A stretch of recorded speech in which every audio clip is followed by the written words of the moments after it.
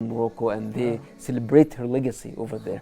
So many examples. Even they could have expressed like Salama, the wife of the Prophet ﷺ. Yeah, he had many wives, and even Khadija radiallahu anha. Khadija, she was his employer, if I'm right, right? Exactly. Yes. Yeah, most people don't know that. And you say, yeah, he works for her, you know. And this is the Prophet Muhammad sallallahu alaihi wasallam, and they chose to get married because of his character, and you know, these kind of things that, you know, it's amazing when you look at the reality of the situation. Yeah, so we need to read our history. Yeah, we need to learn our tradition, because people just come out and say, no, the Islamic tradition is patriarchal. The Islamic tradition is oppressive against women. The Islamic tradition is blah blah blah blah, and they don't read the tradition.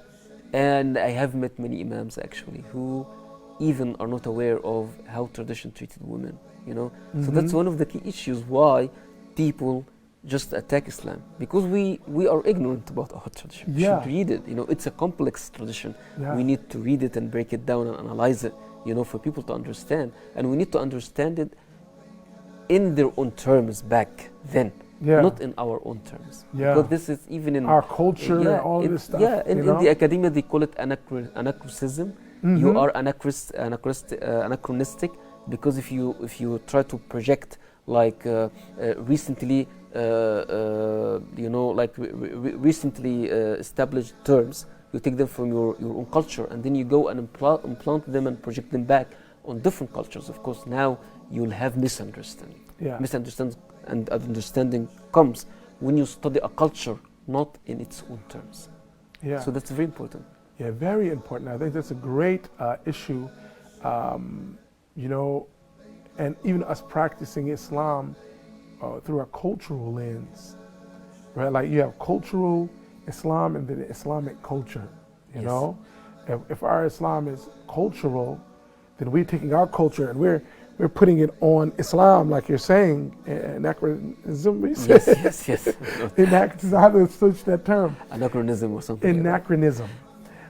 But when our culture is Islamic, then we are getting our cultural values from the Islamic lens, and anything that's outside of the scope of our Islamic lens, we're just kind of refocusing what we're doing in that Islamic lens, and we're straightening up and getting our act together. Pretty much.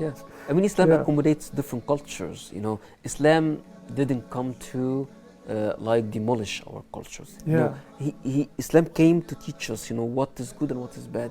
Perfect. And that's one of, you know, if you go to one of the Asian countries, for example, you know, I remember one day I was invited to a dinner at a Christian family house, and they were hosting as well a pastor or like a pope, something like that.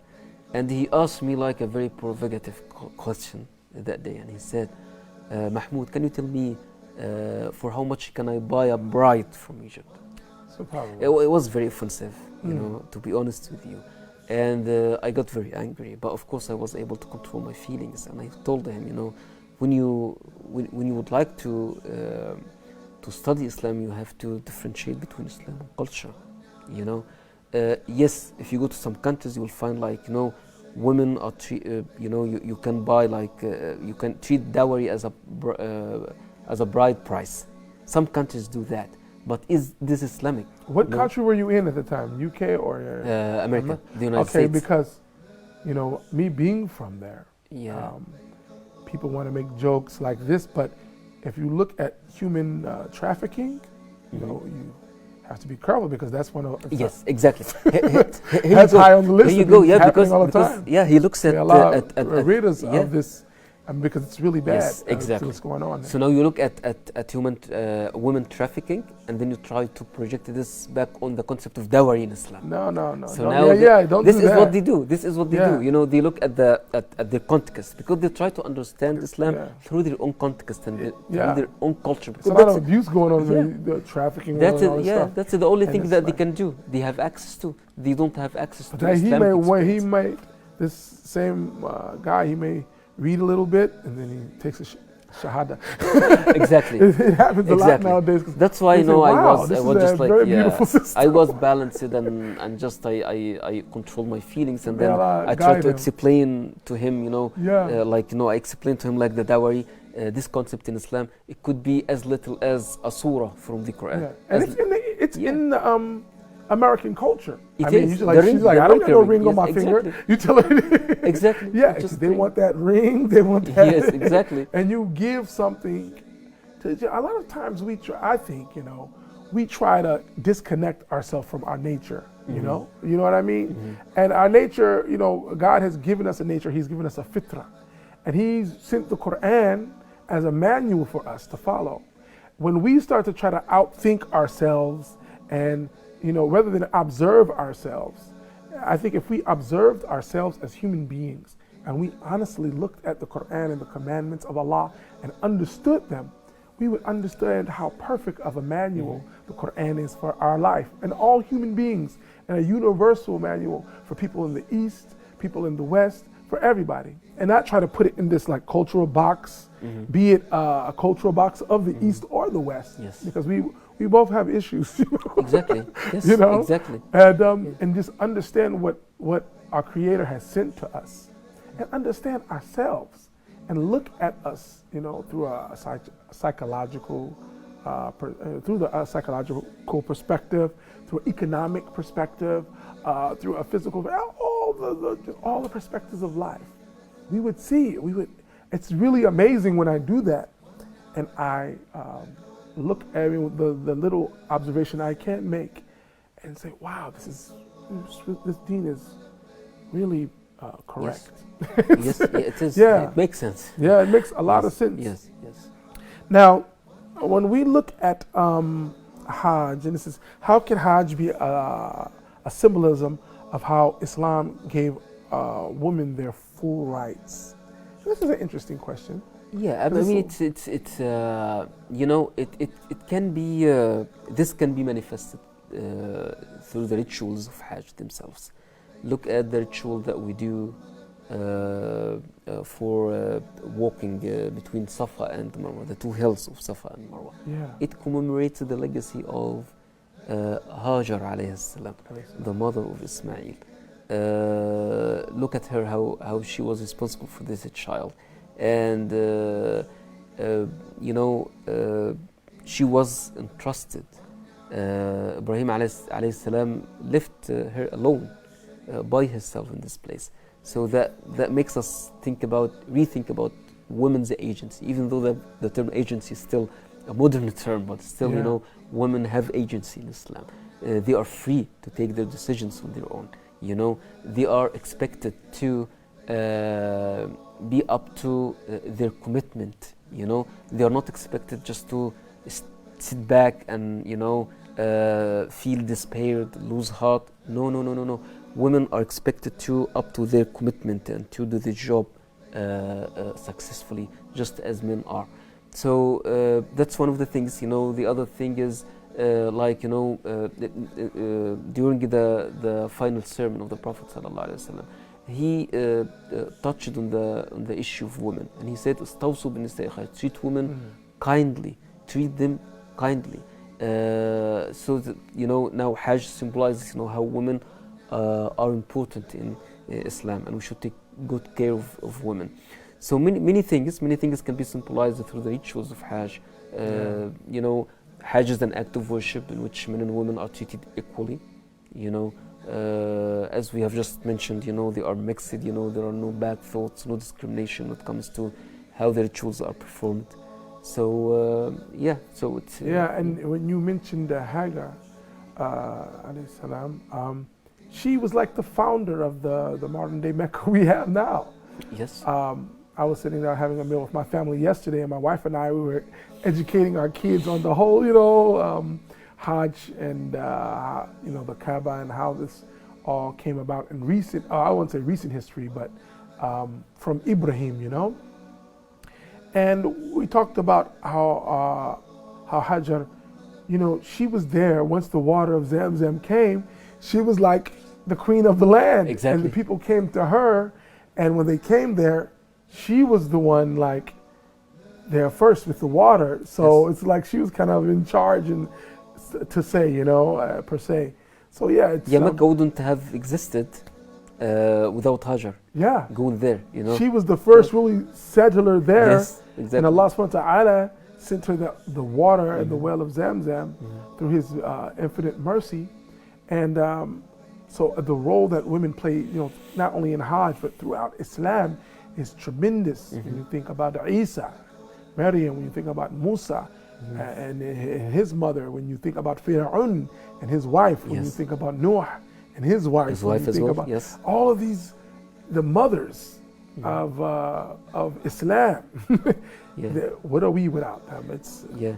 I mean, for Noah and his wife was bad, but yeah. I mean, but still, she had a role to play. yeah, that's what I mean. Yes. She had her Yeah, role to play, yeah, Lut yeah. and his wife, Yeah. and the roles to play, and some of them Is and like effective. Pharaoh, Pharaoh was bad, but his Yes. wife was good. Of course, yeah. And the switched roles, Switching, and when yes. people do play their role, and when they don't play their role, husbands and wives, when they have power and abuse it, when they have power and use it correctly. So it's a very these roles are not just simple, clear cut. This is real life, so it's dynamic. And when we look at it and observe it and learn from it, then we can really better ourselves. And that's what it's about, because Allah subhanahu wa ta'ala is not going to ask me about Abraham's deeds. He's going to ask me about my own. Yes. So if I could draw anything, Abraham alayhi salam, so if I could draw anything, Ibrahim, if I could draw anything from what Allah has sent me and sent us and sent the whole humanity, then it'll benefit me. And I was going to bring this point up a little later on the next point about hijab. Okay. And living in the West most of my life, Yeah. and sometimes when you see the women in hijab and the women look from the outside and say, oh, those poor women, But one, most of these women are very strong women. And, people are free. Allah subhanahu wa ta'ala has given everyone free will. When they're in marriages, we choose to be, for the most part, if it's a correct marriage, we choose to be in these marriages. Islamically, we choose to be there. And when the wife, when she obeys her husband, she chooses, this is the man that I want to obey. So she really chooses to obey him. And when even the man, he's, okay, I'm going to take care of this person, I'm going to take care of this woman, he chooses to take care of her. So we're kind of free people. It's not like a system where we have to, if it's correct and practiced correctly, and correct me if I'm wrong because I'm just like a layman. But yeah, it's like, we are free to choose. Even, we said people are not going to go to, hell unless they choose to. Of course. They said, well, how can they choose to, go to hell? Well, they choose to do the wrong things. So life is a choice. We can, in Allah, He gives us free will, Yeah. I mean, what is your take on that? I think nudity could be an oppression as much as as much as people as well claim hijab could be an oppression, right? And it's a choice, as you have just mentioned, So if you're silent, if you're silent about people who are nude in the streets, people who choose to uncover the way they like.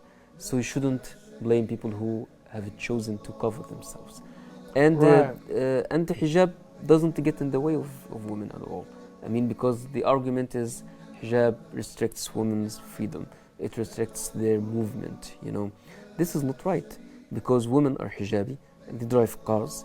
Women are hijabi and they go to school, they go to college, they work, they go to factories as well.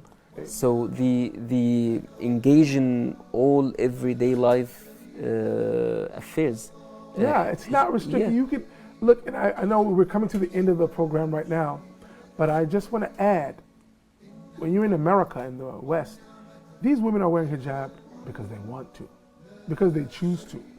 And they are very powerful. Yeah, very powerful. They are very powerful. Mess around, right? Yeah, don't they just go and talk to them, And they're evening the playing ground by saying they're taking out this womanizing kind of thing and saying, look, don't judge me because of my beauty, or no, you judge me because of my intelligence, or we interact because of that. And take out this womanizing culture that you will find in a lot of cultures. And this is a topic we can continue on for so long, unfortunately. Yeah. Would you want to add? Yeah, I want to say, let hijabi women speak for themselves. Yeah, because don't speak for them. Please don't speak for them. This is my observation. Even for women who just are raising the banners for freedom and women's liberation. No, let women speak for themselves. Okay. Let hijabi women as well speak for themselves. Let them speak for themselves. I wish we don't have a woman representative. Yeah, exactly. So I'm trying to represent would have been a good. Is there anything you want to add regarding this topic, or anything, or any last minute before we go? Just I would say education is key. We should educate our children at home, and we should educate. It is the role of imams as well. We should prioritize our topics. People need to be more informed about these issues. As I have told you, I have interviewed many people, and I have found out that some are not aware of the tradition. Please go and read the tradition, engage the tradition, try to understand the tradition in connection with the reality back then and with the reality now today, and then you'll be more able to I'm not saying defend your religion, but just to make your religion understandable and make sense to other people, Muslims and non-Muslims equally. Yes. Jazakumullah khair, Sheikh. Thank you for coming on the show today and sharing this precious time with us. May Allah reward you. And thank you all for tuning in. And inshallah, until next time, Assalamu alaikum wa rahmatullahi wa barakatuh.